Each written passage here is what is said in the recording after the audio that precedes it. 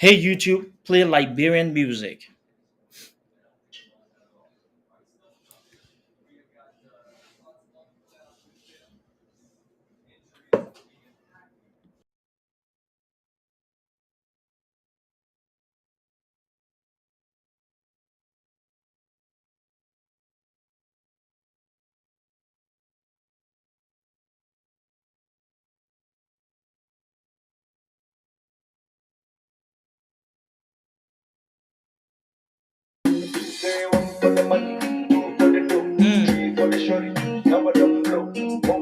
Sorry, my people. So I had to come back in the software to do this. All right, my bad, man. My bad. Yeah, man. Yeah. She told my love that love. She talks out the book. She want know the book. Hey, man. But I want to give you some love. She talks out the book. Sorry about that. I had a little issue. Facebook had actually ended the previous live, so I apologize. Let's go and share it again. I had to come in I had to come in and actually and do it another way. Come through the software itself. So yeah. If I don't get today, I go get them tomorrow. I be you won't make a day. It's not easy for me. If I don't get today, I go get them tomorrow.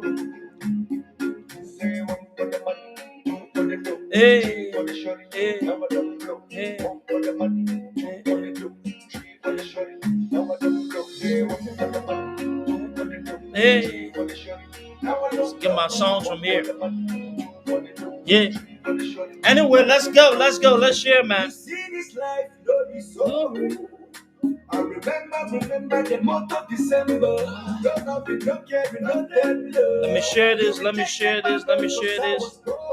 If you're here, do me a favor. Just go share in the chat rooms, in the different groups.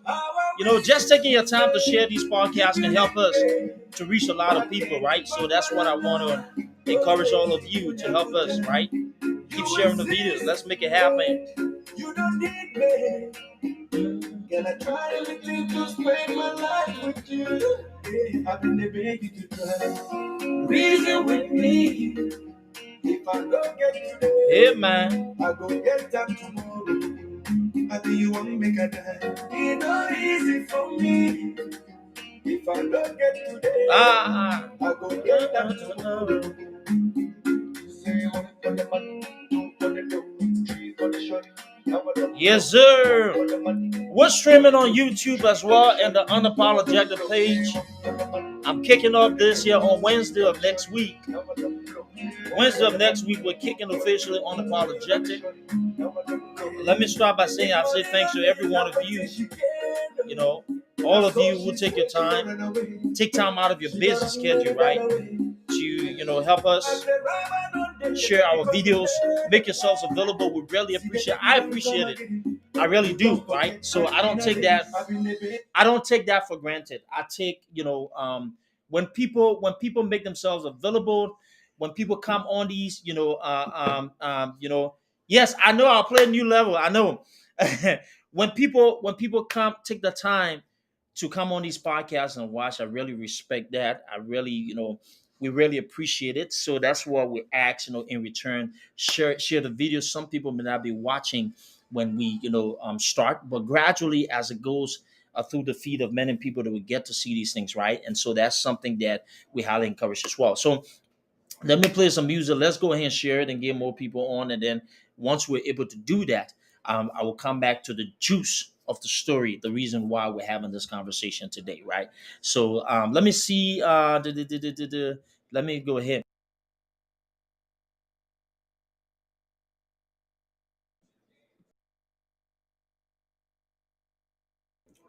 All right. On YouTube Music. So let's go ahead.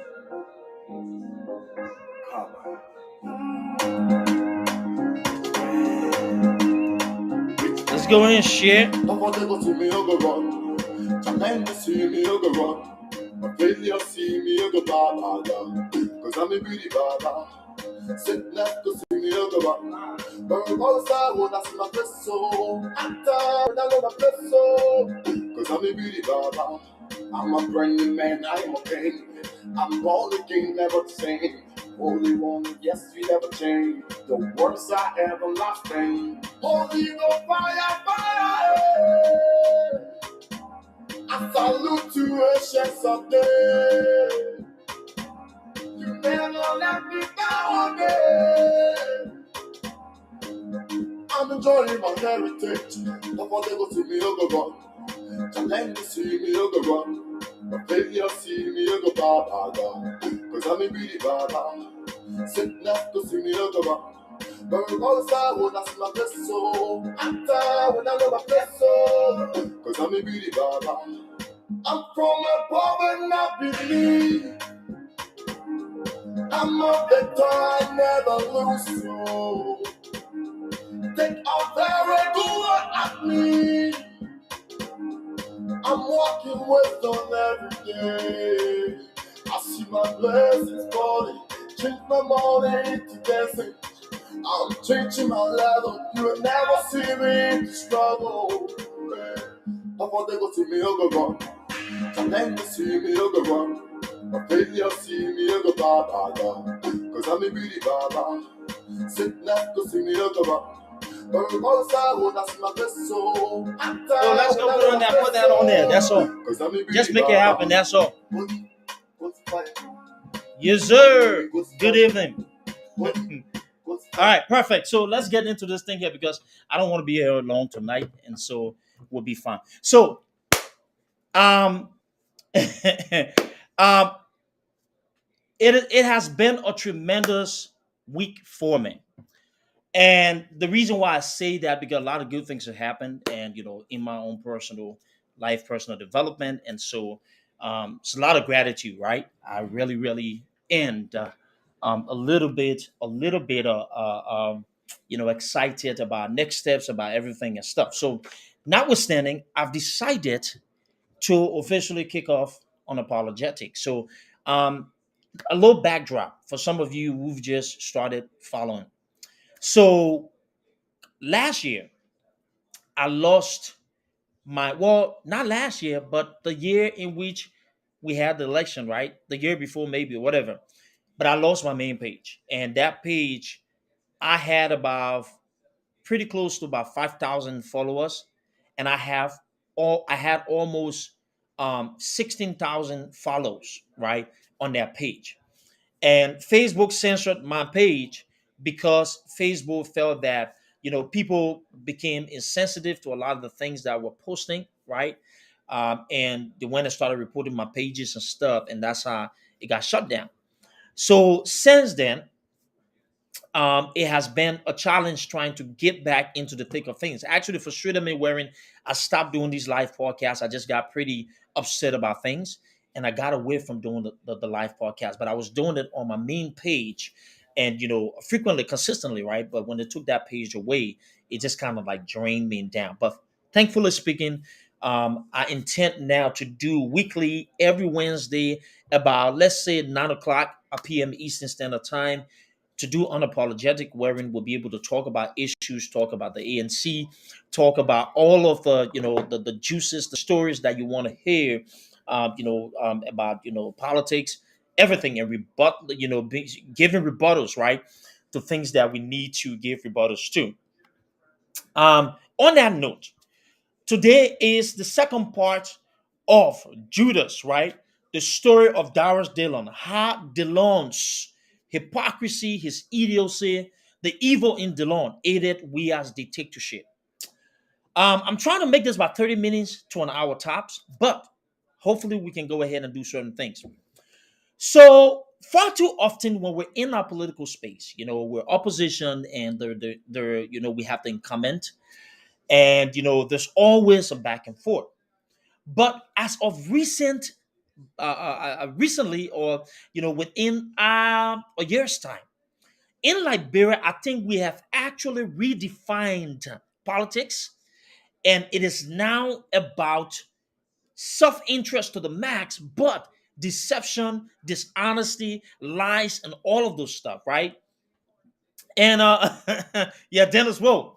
And this brings me to the conversation about Darius Dillon. So few days ago, people, when I post stuff and I got a little bit and started throwing things out there, people, when they hear me talk about Dillon, they hear me, first and foremost, let me say this. I do this stuff because I really like doing it. I'm good. I got my shit together. I am good, right? And Facebook talking podcast is another way to be able to contribute as well. But why did I start on this whole Dillon thing? It has been coming for a long time, and I won't stop. I am raw in my approach. I am direct in my approach. I hold no remorse for what I do. And I know for a fact, because look, you think talking to certain people in a certain way is worse? Think about the lives that have been impacted due to the negative politics, the deceptive politics that's been coined, that's been ushered in by the likes of Darius Dillon and all of these douchebags. So let's go into it.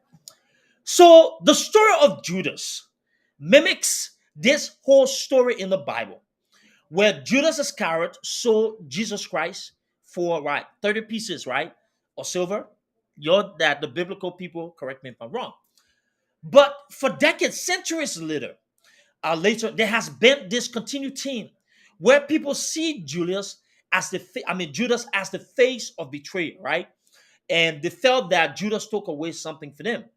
In Liberian politics, this is the role of Abraham Darius Dillon, the real life Judas amongst us in the opposition, and his team of individuals who destroy not only the CPP, but created this brand of animosity aimed at one man, Alexander Cummings. And I want you to follow me on this journey. Dillon came and said he would attack Mr. Cummings going forward. Well, he's at liberty to do that, but we will respond. In chapter 1 or episode 1 of Judas, I talked about him and I went and did a breakdown of his speech or his so-called podcast, and we picked it apart. Today, I'm going to do a little different, and we're going to link his behaviors to the CDC administration. Every time people like Dillon talk, they say, "Oh, Joseph Biden want to remove CDC." Our people suffering, they act like they're so against George Weah. They claim that they're fed up with all of the things that's happening, the corruption, the nepotism, how the Liberian people are suffering. They say they are against the George Weah administration, and the people within the George Weah administration support us, who continue to watch this dictator, Weah, or dictator, torment the lives of the Liberian people. So I think for a second, are these guys really telling you the truth? Is Darius Dillon serious when he say he feels for the Liberian people? Are the likes of Dillon and all of these people, are they really in the interest of the Liberian people when they say that they oppose George Weah, the front on all the things that the government do? Are they in the interest of the Liberian people? Let's start with Dillon.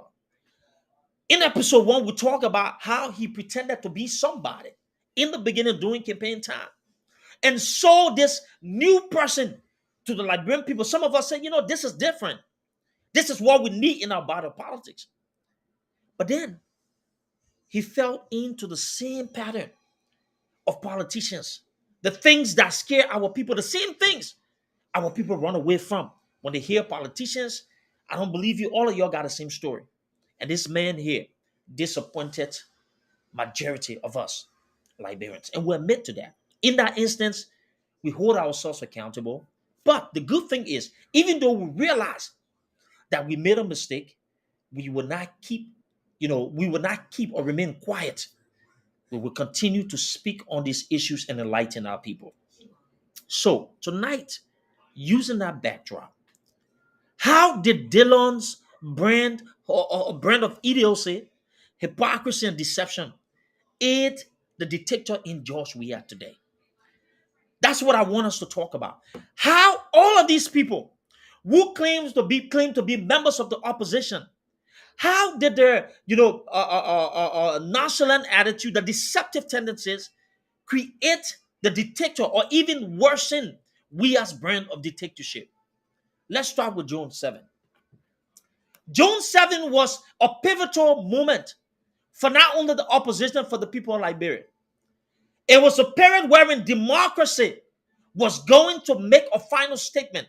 This whole thing about the Constitution providing the rights or Liberian the rights to hold the governments accountable and take action to protest, it was going to be taken to a new level because the people were resolved. The Weah administration, they were on the walls were on the back, the backs were against the wall. George Weah and his people and his cronies, for the first time, they knew that something terrible was going to happen during the June 7 protest. Yes, June 7 was going to lead, if fully implemented, was going to lead to the exit of George Weah. Because Liberians were resolved. The people were motivated. They were ready to stand up. They were fed up. The countries was falling apart. The families were dying. The government was reckless. Nobody really cared about the Liberian people. And so the Liberian people bought into the idea of taking the future into their hands by showing up for, if not the biggest protest that we've ever seen in the history of Liberia. And those people went into the protest that day, understanding that George Weah was a dictator. That this man was no longer good for the Liberian people. And that they had to stand up. Liberians had to show the Weah administration that enough is enough. This is our country. This is our constitution. We elected you, and it is our right to use the same constitution to remove you. But something happened. Something happened, Hesiara, that made Weah worse than he is today and made the CDC administration to be arrogant, to continue to suffer the Liberian people. That thing ties into the actions of Dillon. During the June 7 protests, we saw a lot of maneuvers, a lot of things happening. People having side door conversations with the government of Liberia. And in the end, I don't need to go into the stories. But everything that came after the protest, it supports this conversation, and it shows that these people, including the likes of Dillon, compromised the protests. And again, they failed the Liberian people. When George Weah survived the June 7 protests, George Weah became a hardened dictator. When George Weah survived that particular protest by the Liberian people, George Weah knew there and then that his government have gotten away with something. And not only that, they have weakened the resistance against the Weah administration. Because they went after the heart and soul of the June protests. The likes of Dillon, the other criminal whose name I'm not going to mention, and some of these jokers who are running around here today and claiming to be freedom fighters or anti-CDC. Judas Iscariot in person of Dillon negotiated with the Weah administration, undermined the people of Liberia, but cunningly, deceptively, his traits of deception managed to still keep in this good rapport with the people of Liberia. And we made a mistake and elected this man, voted this man into public office. Now, let me say this. Thomas Fala was never going to be a better representative. Perhaps there were independent candidates that we could have looked at, or maybe we could have done our own vetting, because now we understand that those who are characters and products of the system cannot bring forth the kind of change that we seek. So this is let me remove your part of me 1 second. I don't invite people here. You don't want to come. I don't call you here. I just have my conversation. You're not going to distract me. So the likes of Darius Dillon undermined the people of Liberia and they made Weah a hardened dictator. When George Weah survived the June 7 protest, George Weah and his cronies knew there and then that they had not only gotten away, but they had the resistance of the opposition in the palms of their hands. Through criminal Darius Dillon and the other criminal who's always on the microphone talking rubbish, Radio Kigali. Since George Weah and his people survived the June 7 protest, that Weah administration became worse. And to add insult, what we said, the injury in Liberia, after the people of Liberia elected Darius Dillon, the Weah administration then went further because they knew, they understood something that majority of us did not have some kind of detail about. That these guys or those guys who were the faces of the opposition were all crooks. They were criminals. And they were people who could be easily influenced by the Weah administration. So George Weah and CDC cleverly went after the idiot Darius Dillon in the Senate. Here is a man who claimed that all the salaries of lawmakers, we need to take a look at it. It is not fair. It's against the Liberian people and all of that. All of the nonsense he talked. The Weah administration then proceeded to say, you know what, we'll destroy him. We're going to go after this guy's credibility and we're going to give the same amount of money that he criticized while he was out of the Senate. We're going to give it to lawmakers. And we will see what this guy would do. Again, the George Weah administration won. Because just in that little bit, that little act, they again prove another point to the people of Liberia. That those guys who come and criticize us, meaning the likes of the Dillon and all of these people, they're no different than us. Why would you listen to those people? And criminal Darius Dillon and all of these people, they fell into the trappings. The same Darius Dillon who was once against paying for tickets. They were talking about George Weah flying private jet, government officials buying first class tickets and all of those things.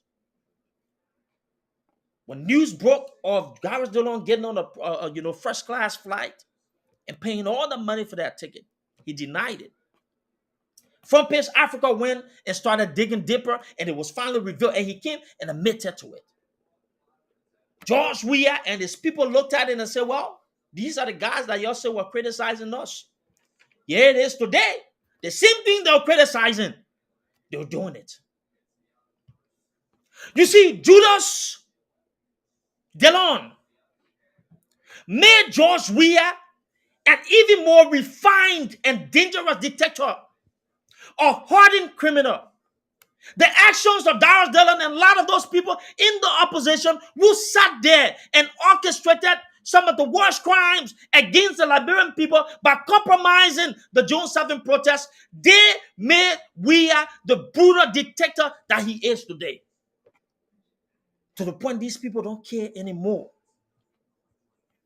Because those who should have been watchdogs sold themselves for 30 pieces of silver to the Weah administration. And today is the same individual telling you that other people came into the CPP to honor my aid because of the Weah administration. They're the same one telling you, oh, the audio that leaked, you can be close to George Weah. But they were the ones who collected money from the CDC administration. Liberians on part 2 of Satellite,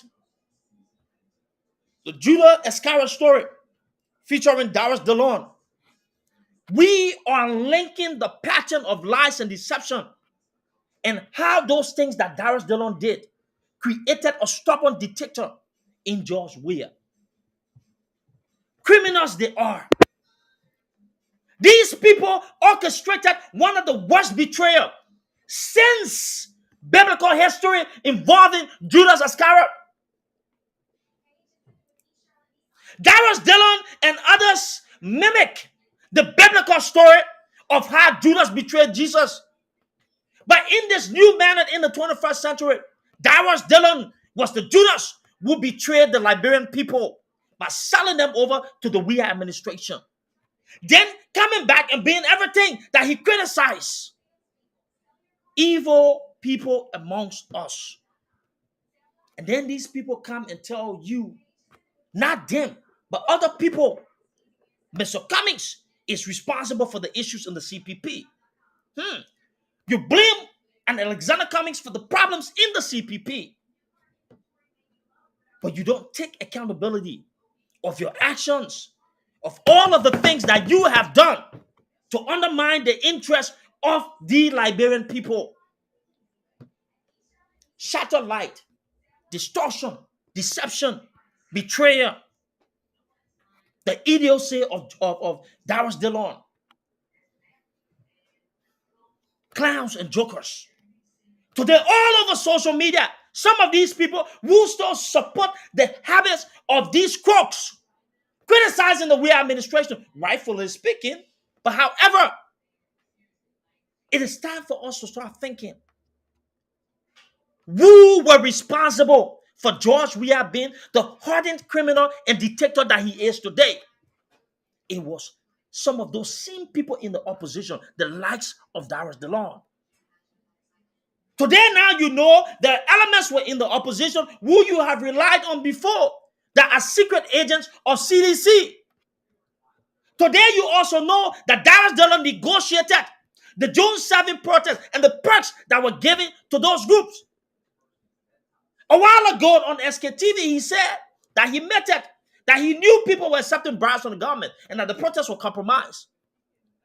Or Dillon, knowing what you know now, is not that close and understand people were doing things and wouldn't be aware of it. This is why Dillon can never attack Henry Costa. Because Costa knows the criminal that Dillon is. A lot of the shady deals. And all of these guys, the dishonesty. These people created a hardened dictator. They made George Weah more disrespectful to the Liberian people. They are the reasons why CDC no longer gives a damn about the Liberian people, because CDC thinks that all of the people, well, the Dillon, who you have entrusted to attack the government of Liberia, they became compromised and they started doing the same things that you criticize in George Weah. How can we call out the administration? Well, some of them call out the administration when they have done the same things that George Weah is doing to the Liberian people. How can you criticize the George Weah administration for being deceptive but not prioritizing the interests of the Liberian people when you collect stipend from the Weah administration? The same thing we say about lawmakers today. These are the same things that are happening. People collect money. The Speaker of the House using gallons to pour water in. Where is the change? Where is this light? They were never change agents, or neither were they light bulbs that could shine brightly to protect the interests of the Liberian people. Shadow light, they are. Criminals, Judas.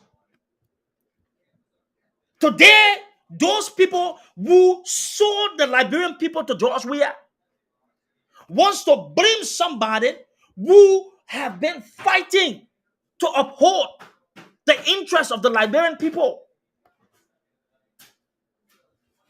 They cannot be the ones who determine how we move this country forward, because they are the reason why George Weah is a hardened dictator today. George Weah is disrespectful to the Liberian people because Dillon and others allowed George Weah to be. The moment they compromised themselves, they made George Weah disrespectful. And even that relationship that the likes of Dillon established during the June 7 protests with the government of Liberia led to the demise of the CPP because the government was sowing a seed of destruction. The government of Liberia knew that at some point in time, they had to keep these guys closer, to keep tab, keep some kind of control of the collaborating political parties. The actions made Weah stubborn.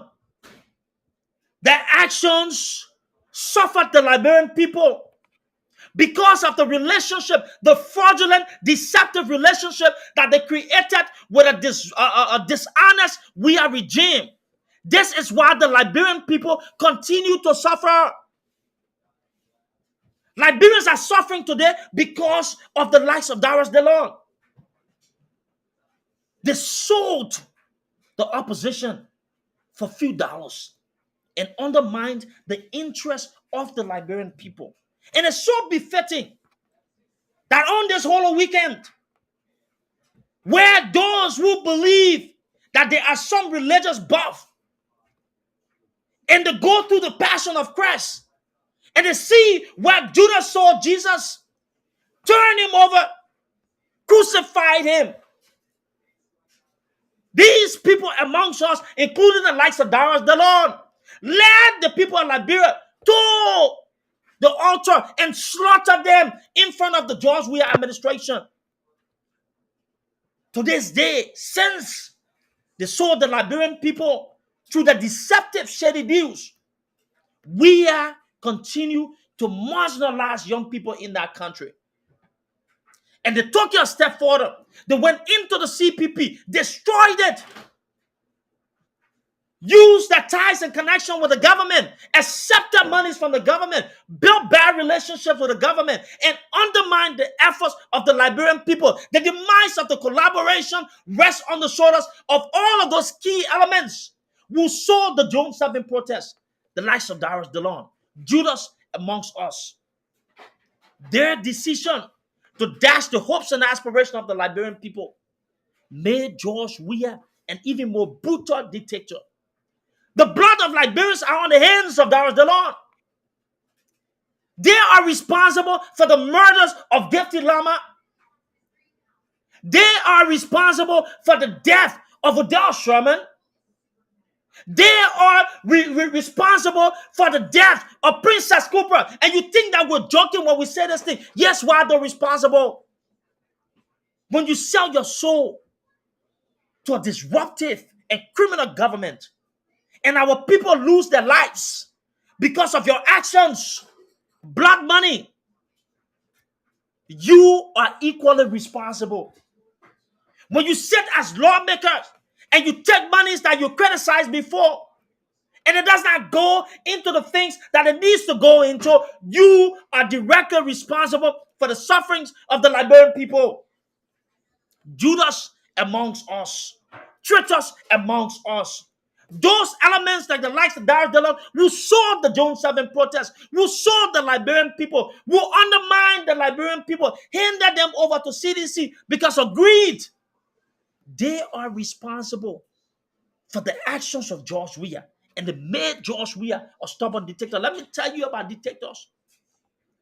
The moment a dictator finds a way out of a resistance, you make them to have that control over you. Today, those criminals want to tell us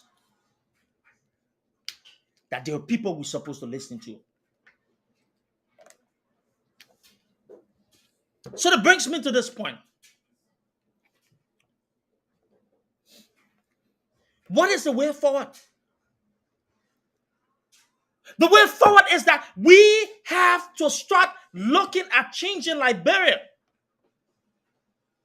void of all of those agents who continue to undermine the people of Liberia. And we need to be truthful in doing it. We need to be honest enough and realize that, look, regardless of where we stand politically, our only interest is Liberia. And we must rescue that country by standing up for real change. A criminal like Dillon, a man who cannot even live up to his promises, a man who is a double agent for the Weah administration, cannot tell you how to vote or how to elect officials. It is time now for you to start asking the question, what have you done to effect change in your capacity? How have you been different? Not going and donating rights to people doing the nonsense. What have you been? What have you done to be different than the Weah administration? Nothing. Because you know what? You became an agent of destruction for the Weah administration. An agent of destruction. Sold the Liberian people, continue to sell the Liberian people on the opposition bloc, and then pretend as if they care about these people. They are responsible for the mess that we're seeing in that country. Where are the legislations? Where is the change? How is it possible that we can criticize everything about this government, and then when we're given the opportunity to effect change, then we go mute and we play gimmicks with the hopes and aspirations of the Liberian people? That is not right. And on Holy Week, those of us who have the courage in us must begin the process of purifying Liberia, purifying our political system. We must use this entire Holy Week as our opportunity to weed out the Judases amongst us and turn them over. They are the ones that need to be crucified. Those who betrayed the Liberian people need to be the ones that should be nailed to the cross, not for the sins of the Liberian people, but the actions that led to the betrayal of the Liberian people and made George Weah an even stubborn dictator. Holy Week should be the time that we nail the likes of Dillon to the cross, because they were evil people, and evil people deserve nothing more than backlash and slaps from those who they have undermined. Instead of looking at the crucifixion of Christ this whole week, we should look at the crucifixion of Dillon. But I know damn well he's not coming back on Easter morning. No way. Because his brand of politics should never be allowed amongst the Liberian people. And it needs to go exactly where it belongs. Purgatory. Purgatory is the home of liars, criminals, people who work with dictatorships to undermine the interests of the Liberian people. This is where they belong. And some of you should understand that. Some of you should put your ego aside. Some of you should put your own party affiliations aside. And you should say, you know what? Something makes sense here. We cannot continue to trade the interests of the Liberian people for criminals. We cannot trade the interests of the Liberian people for people who are criminals, who cannot be trusted. Dillon, the Judas amongst us, his deceptive tendencies made George Weah a worsened criminal and a brutal dictator. They aided the disaster that we see today. They are equally responsible for the demise that we see today. The destruction of Liberia, the total collapse of an opposition bloc that should have given hope to the Liberian people. They played it well. Because on June 7th, that particular memorandum of understanding that they signed with the George Weah administration was for the long term to sell the Liberian people. I know some of you in your own churches this weekend will try to pray because you think the country is falling apart. Some of you will go to your churches this weekend to pray for Liberia, to pray against everything. You'll blame the devil. You'll say everything. The devil that lives amongst us is not the Lucifer that you oppose. The devil is in the face of the likes of Dillon. Today or Sunday when you go to pray in your church, When you go to pray to your very churches, pray the demon Dillon back to hell. Your prayers should be about specific demons that have actually captured the soul of our nation. Your prayer should be against the likes of Dillon, who have compromised the interests of the Liberian people. Every day you go to bed, you must pray that God should make them restless because they have created a brutal dictator in George Weah. On this holy weekend, we must unite in our prayers to make sure that we pray the likes of Dillon back to hell because they're bad for the Liberian people. Hustlers, bootlickers, criminals, toying with the interests of babies, toying with the interests of young people. Pretty close to 89% of our young people are unemployed in that country. The bulk of them do not even have anywhere to survive. Families are broken, lives are shattered, everything is falling apart in the country. And those who claim to be agents of change have now compromised themselves and they are partners with a criminal government. And yet and still they want us to believe that they're against everything the Weah administration is doing. When you get on your knees to pray this weekend, don't pray against Lucifer. Call the names of those specific demons. Demon number one, Dillon. Those are the demons that you should be praying against. You know, the Lucifer that you find against, he lives in the faces of evil men amongst us. And if we don't call the names of those evil men directly, our prayers will not go any further. This is true, and God's revealing it. All of these things are not happening because it's just kind of like, something out of the ordinary. He is directing us to the source of our problem. And the next time we're talking to God about problems in Liberia, we must present the name Dillon to the altar. Those are the people that are responsible for your children getting raped. Every time you hear about a little child raped or young boy sodomized, blame Dillon. Every time you hear about somebody's child executed, blame Dillon. Every time you can't feed your families, blame Dillon.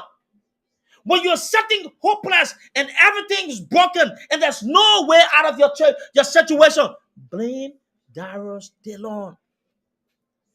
He and his cohorts, they are responsible for the partnership that they created with the government of Liberia on June 7 and sow a seed of discord and destruction and made Weah a hardened dictator. Because then George Weah figured out that the Judases and 30 pieces of silver is all that CDC needed to rip the entire opposition apart. These are facts. We must face those in the opposition who are killing our people because of the shady deals, because of the dishonesty. We must hold them accountable.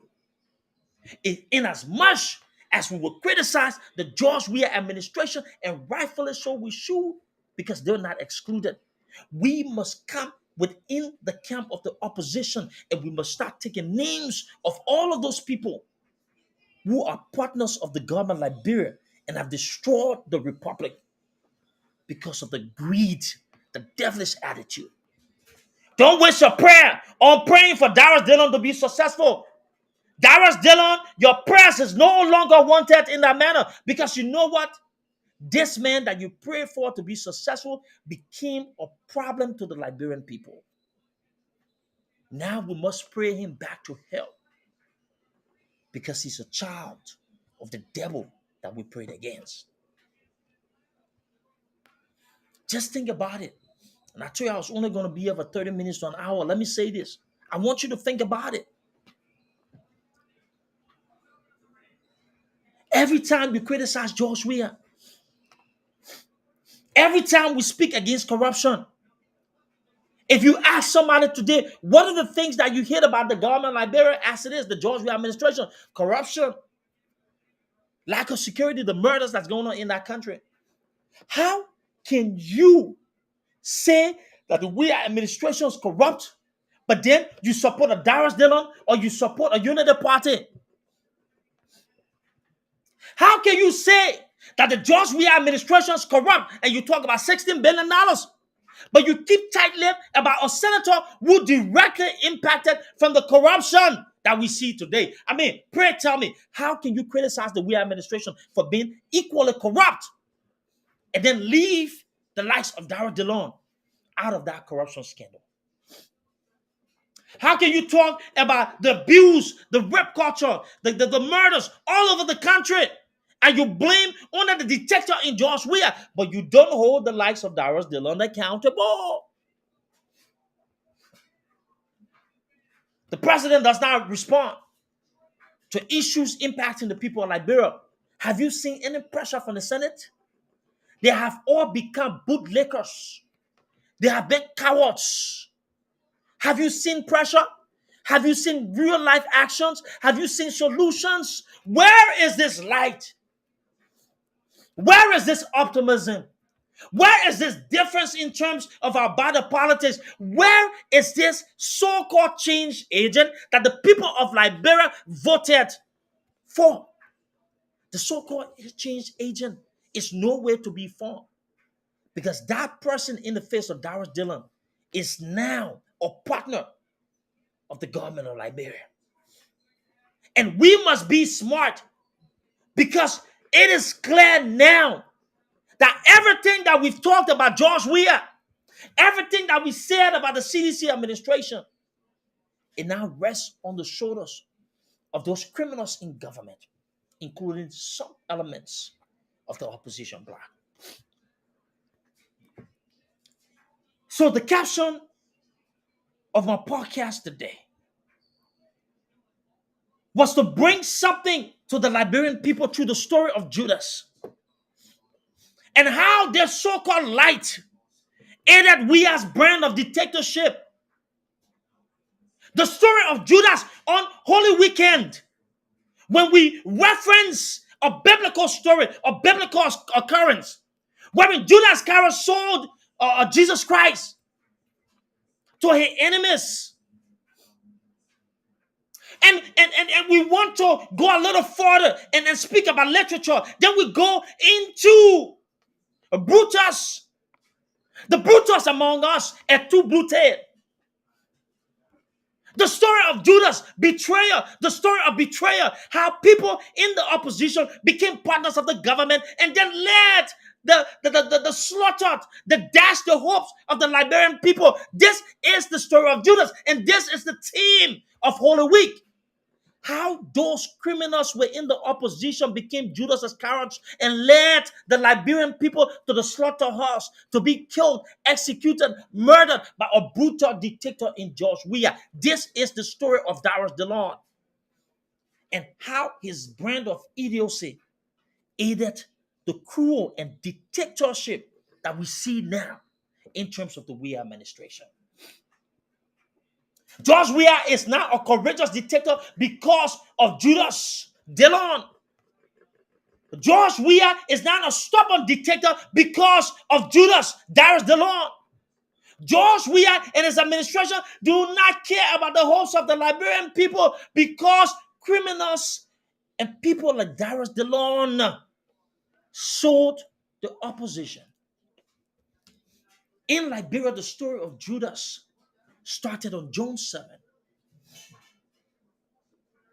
The story of Judas started in Liberia on June 7th. And so on this weekend, as all of us go back to our own religion and go back to our faith and then go back and bask in the story of Jesus Christ and his ascension and all of the things that he faced leading to the time that he was turned over by somebody. And even when Peter denied Jesus, this is a lesson for all of us that the likes of Dara Dillon have become those individuals today that we read about in the Bible.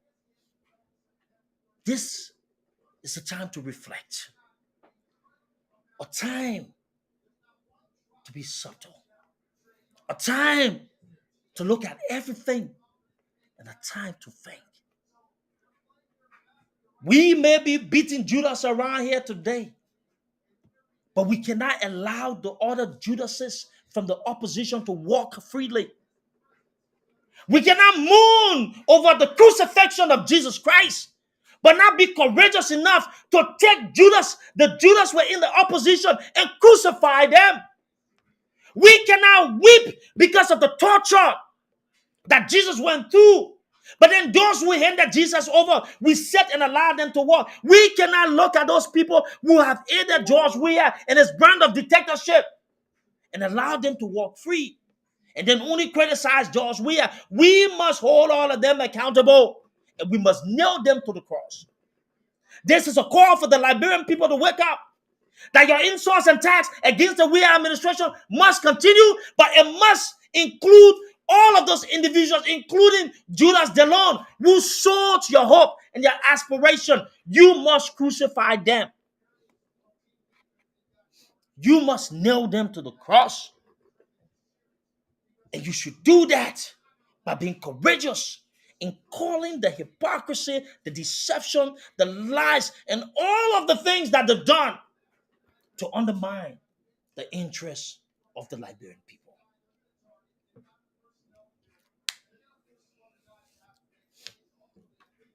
Judas amongst us. Judas Iscariot. Now the face of betrayal in biblical terms. As we reflect on this weekend of holiness, and as we reflect on all of the things that we've seen in terms of how our Lord and Savior was betrayed, let me get a little religious here tonight. We must not forget how Judas, Dillon, and a bunch of idiots undermined the people of Liberia. They must equally shoulder the responsibility. They must own Weah's dictatorship.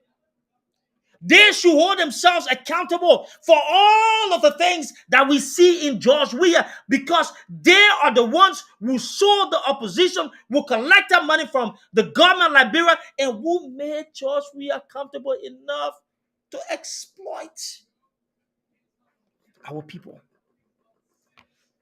They sit in position of authority and don't have spine to stand up to the government. They come and use social media to play pretense. But the cowards, they come and act tough to you in the public. But behind closed door, they bend their backs over. They only care about the relationships with those people and what they can profit from those relationships.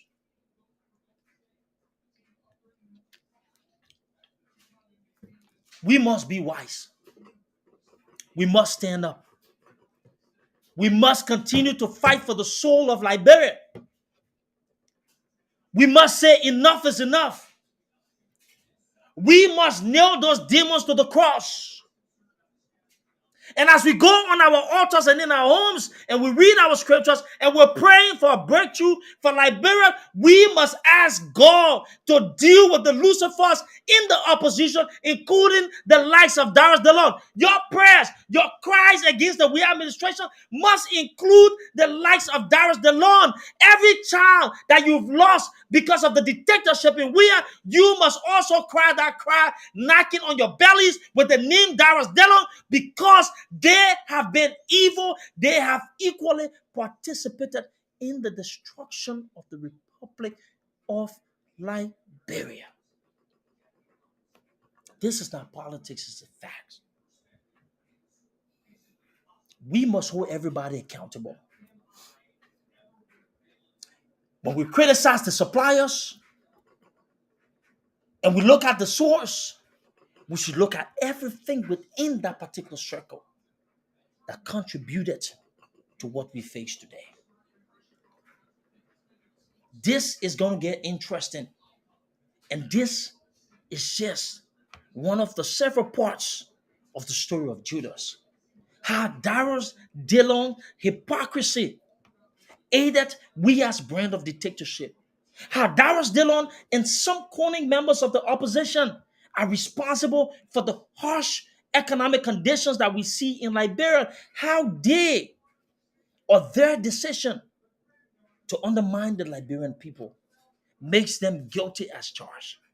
And in the court of public opinion, as we bring those characters under the microscope and we cross examine them, we're left with no option but to make sure we are going to the core and calling things as they are. In conclusion, my people, let's go back a little bit.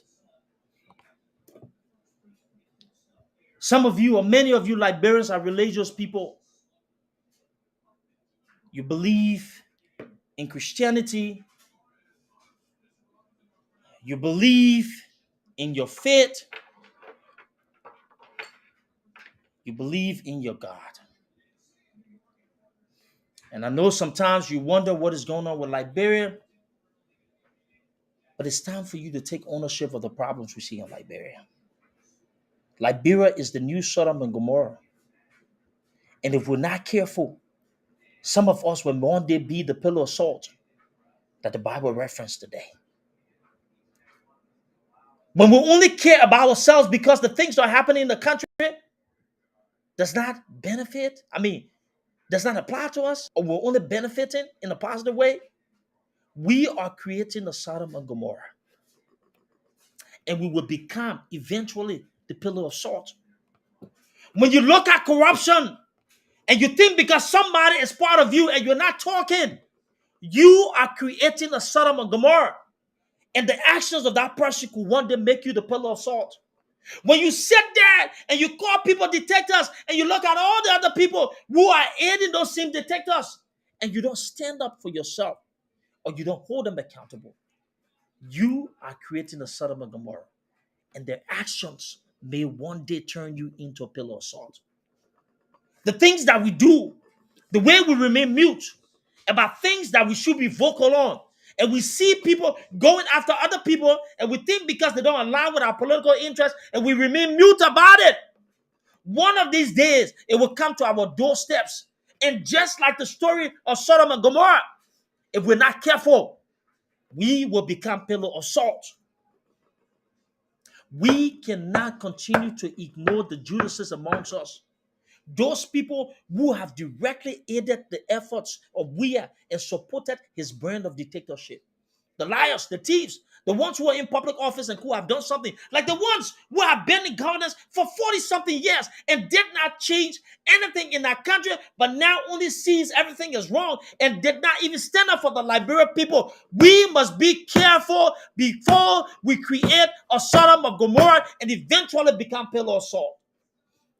All of those who have participated in the destruction of Liberia can no longer be the ones who direct us or show us the way in terms of moving Liberia forward.